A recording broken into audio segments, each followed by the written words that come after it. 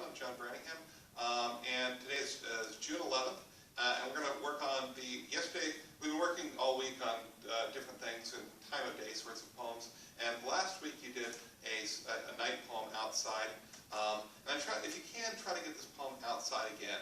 It doesn't have to be, but try to do this. But and then yesterday we did the social morning poem.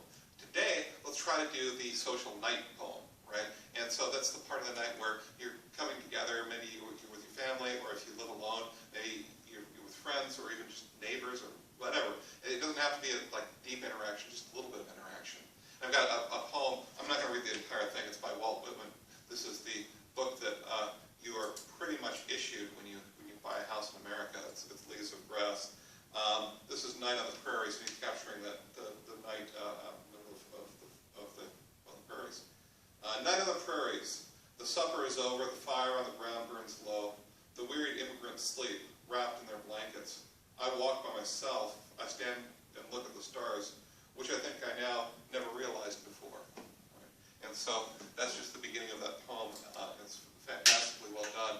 And now he's got the social moment of there's all of these different people lying around. They're all sleeping together. I mean, they're asleep in the same place, right? And then he's interacting with them.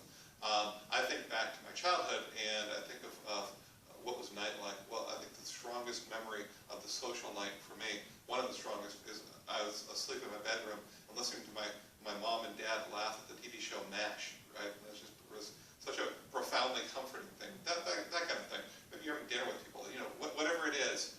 It's just that sort of social interaction that happens at night in its own special way.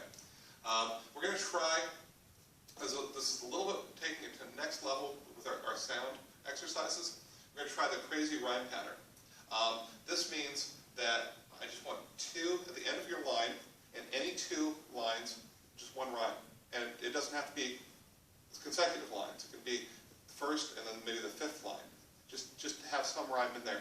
Now, why is that? Because the rhyme is going to have an effect on the reader, and an unconscious effect, right? And if you can get that, start to bring that stuff in, your readers are going to feel the poem in a way that they've never felt before, right? They're not going to be conscious of why they're feeling this. It's because those words have power. Try to find a physical word, right? Not an abstraction, because we can't feel those abstractions the way we can feel a physical word. Anytime you deal with the physical body, you go through the emotional state of the physical act. Now, what do I mean by that? Here's what I mean. When I was a young kid, I was hiding behind a door, and somebody came through that door and closed it on me, not knowing I was there, and I was barefoot, and it caught my toenail and ripped it off. Okay, so right now, you're cringing, right? You're going through the emotional reality of that moment. You don't feel it physically, you feel it emotionally. You always want to keep it physical, because that's how the readers are going to feel what you're doing. Okay, so we're going to try social night outside, crazy rhyme pattern. If you can, keep it physical, right? We don't talk about any abstractions, as few as you can. And this is a good magazine.